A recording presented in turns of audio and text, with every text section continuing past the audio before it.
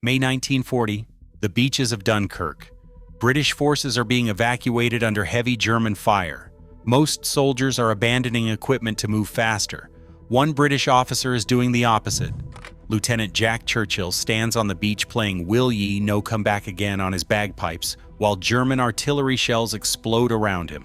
Then he draws a basket-hilted Scottish broadsword, points it at the German lines, and leads a charge into enemy positions. His men follow him because they have learned that following Mad Jack is insane, but somehow keeps you alive. This is not the strangest thing Churchill will do during the war. Over the next 5 years, he will record the only confirmed longbow kill of World War II. He will capture 42 German soldiers with nothing but his sword. He will escape from multiple prisoner of war camps. And when the war ends, he will complain that if the Americans had not joined, Britain could have kept fighting for another 10 years. This is the story of the man who brought medieval weapons to modern warfare and somehow made it work. The problem facing the British Army in 1940 was not a lack of brave soldiers. The problem was that traditional infantry tactics were failing catastrophically against German blitzkrieg. British units were being overrun by tanks and aircraft. Frontal assaults resulted in massacres. Defensive positions were bypassed and surrounded.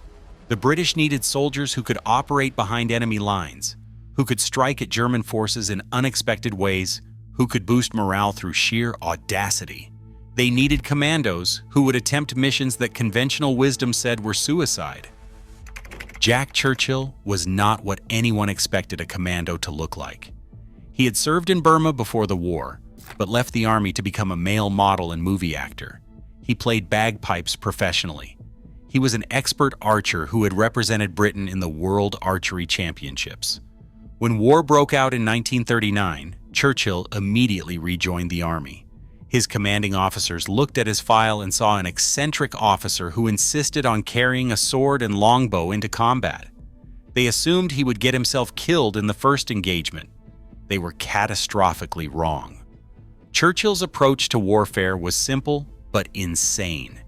He believed that an officer who went into action without his sword was improperly dressed. He believed that bagpipes were essential for troop morale. He believed that a longbow was superior to a rifle for certain tactical situations because it was silent and terrifying. Most importantly, he believed that the enemy's psychological state mattered more than their equipment. Churchill's theory was that German soldiers expected British troops to behave predictably. Rifles, grenades, standard tactics. If you charged them with a sword while playing bagpipes, their brains would freeze, trying to process what they were seeing. In that moment of confusion, you could kill them. Churchill tested this theory at Dunkirk and discovered it worked perfectly. Churchill's reputation began at Dunkirk, but grew to legendary status in Norway. In December 1941, British commandos launched Operation Archery, a raid on German positions in Vagsøy, Norway. Churchill volunteered to lead the assault force. The plan called for commandos to land by boat, advance through the town, and destroy German installations. Churchill had his own additions to the plan. He would signal the attack by firing a flaming arrow at the German headquarters. Then he would lead the charge with his sword drawn while his bagpiper played.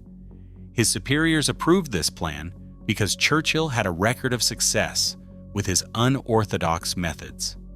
At dawn on December 27th, Churchill stood in the landing craft, drew his longbow, lit the flaming arrow on fire, and shot it at the German command post.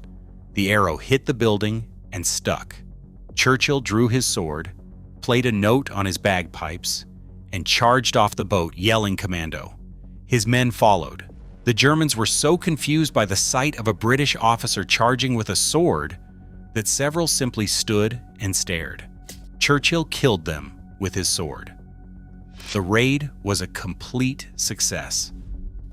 But the action that would make Churchill infamous came during the Norway campaign. During village fighting, Churchill and 6 men encountered a German patrol of approximately 40 soldiers armed with rifles and a machine gun. Churchill was armed with his sword and longbow. Standard military doctrine said retreat immediately. Churchill drew his longbow, aimed at the German sergeant, and fired. The arrow hit the sergeant in the chest. The man dropped. This was the only confirmed longbow kill of World War II. The other Germans stared in shock. Churchill charged them with his sword. His men followed. The Germans broke and ran. Churchill's group captured the entire patrol without firing a shot. Churchill's technique relied on understanding psychology. Soldiers are trained to respond to rifles and grenades. And nobody trains soldiers to respond to a man charging with a sword while playing bagpipes.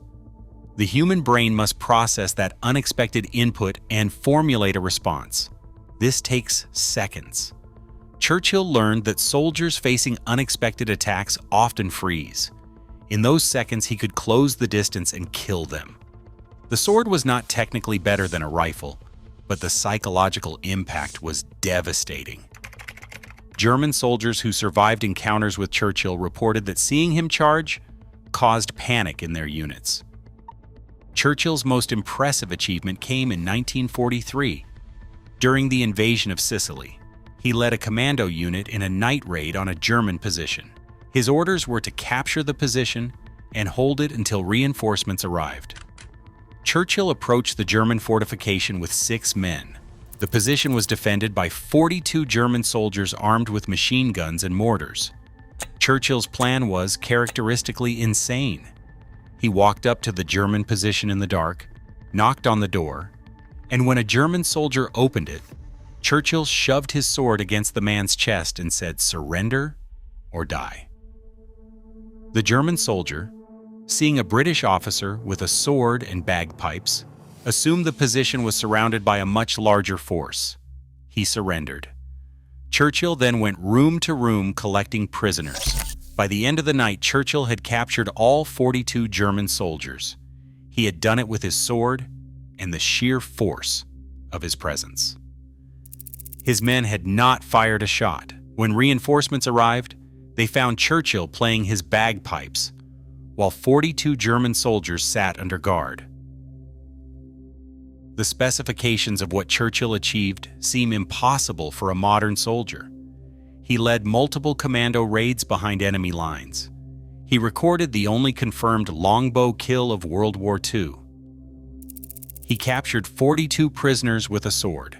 He was never killed by enemy action, despite leading from the front in dozens of engagements. But Churchill's luck eventually ran out. In 1944, during a mission in Yugoslavia, German forces ambushed his unit. Churchill killed several Germans with his sword before being knocked unconscious by a grenade blast. He woke up in a German prisoner of war camp. The Germans had no idea who they had captured. Churchill's first escape attempt came within 2 weeks. He walked out of the camp through a drainage tunnel, and he was recaptured after 8 days. The Germans transferred him to Sachsenhausen concentration camp, one of the most secure facilities in Germany. Churchill escaped again, slipping through a barbed wire fence during a nighttime electrical failure.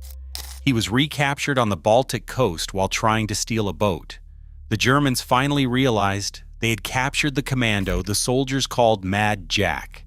They transferred him to a prisoner of war camp in Austria for the remainder of the war. When the war in Europe ended in May 1945, Churchill was disappointed. He told fellow prisoners that if it wasn't for those damn Yanks, we could have kept the war going another 10 years. The camp guards thought he was joking. He was not. Churchill genuinely believed the war had ended too early. When the camp was liberated, Churchill immediately volunteered for combat in the Pacific. The British Army sent him to Burma. He arrived in August 1945, ready to fight the Japanese with his sword. The atomic bombs had been dropped. Japan surrendered the day after Churchill arrived in theater. Churchill was furious that he had missed the fighting. The question that Churchill's fellow commandos asked was simple. Why bring medieval weapons to a modern war? Churchill's answer was that any officer who goes into action without his sword is improperly dressed. But the real answer was more complex. Churchill understood that warfare is about breaking the enemy's will to fight. Superior weapons matter, but psychological dominance matters more. Churchill knew that German soldiers who encountered a British officer attacking with a sword would tell that story to every soldier they met. The story would travel. The British have a commando who fights with medieval weapons and cannot be killed. That tale would make German soldiers hesitant, fearful, uncertain. That psychological effect was worth more than any tactical advantage. But there was a cost to Churchill's methods. He survived 5 years of commando operations, multiple prisoner of war camps, and countless situations that should have killed him. He did not survive peacetime well. The British Army wanted conventional officers who followed doctrine, and Churchill's personality clashed with military bureaucracy. He retired and became a surfer in Australia.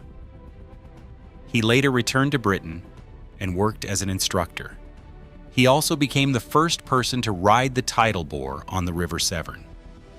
Churchill needed the adrenaline. The quiet life drove him insane.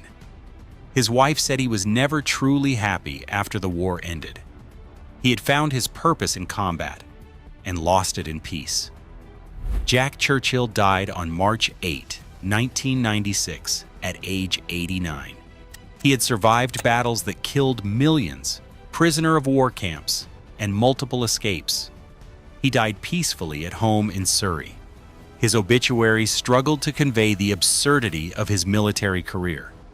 Newspapers wrote about the sword and bagpipes and longbow, but they could not capture what it was like to be a German soldier, watching a British officer charge across a battlefield playing music and waving a sword.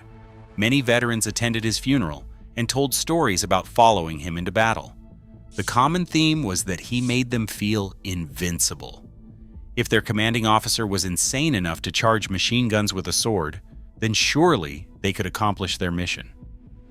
A comparison with other commando leaders helps tell Churchill's story. Otto Skorzeny completed one famous raid. David Stirling conducted raids across North Africa.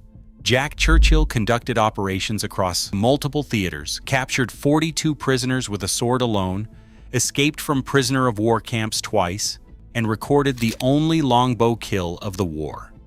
In the arithmetic of commando warfare, Churchill was in a unique category, entirely his own. There was one limitation to his methods. His tactics only worked because he accepted personal risk no rational person would accept. Charging machine guns with a sword is not survivable long-term. Churchill survived because he combined audacity with tactical brilliance.